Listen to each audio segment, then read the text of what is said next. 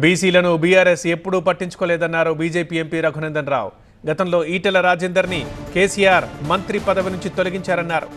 కవితకు చిత్తశుద్ధి ఉంటే బీఆర్ఎస్ వర్కింగ్ ప్రెసిడెంట్ పదవిని బీసీకి ఇప్పించేలా కేసీఆర్ని ఒప్పించాలని సూచించారు.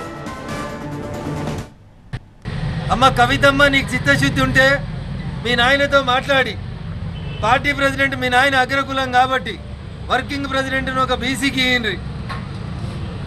శాసనసభలో పార్టీ ప్రతిపక్ష నాయకుడు ఒక బీసీకి ఇయ్యండి. శాసన మండలిలో ఒక ప్రతిపక్ష నాయకుడు అవకాశం ఉంది, ఇంకొక బీసీకి ఇయ్యండి. చేసేటప్పుడేమో చెయ్యరు, ఇచ్చేటప్పుడేమో ఇయ్యరు. ఇచ్చిన ఈ 4 ఇయ్యరు బీసీలకి మీరు మంత్రి పదవులు.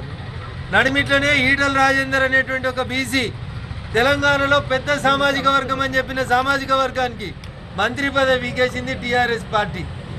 ఇవాళ కవితమ్మ వచ్చి బీసీలకు అన్యాయం చేస్తున్నారని మాట్లాడితే దయ్యాలు వేదాలు వాళ్ళు ఇచ్చినట్లున్నాయి. కవిత గారు, ఇంకొకటి కాదు, నీకు పదవి కావాలి, మీ బావకు పదవి కావాలి, మీ అన్నకు పదవి కావాలి, మీ నాయనకు పదవి కావాలి. మరి ఇక బీసీలకు పదవి ఎప్పుడు ఇస్తారు కవితమ్మ అనేది ఒక్కసారి ఇలా ఫామ్ హౌస్ చర్చలో నువ్వు మాట్లాడు మీ నాయనతోటి.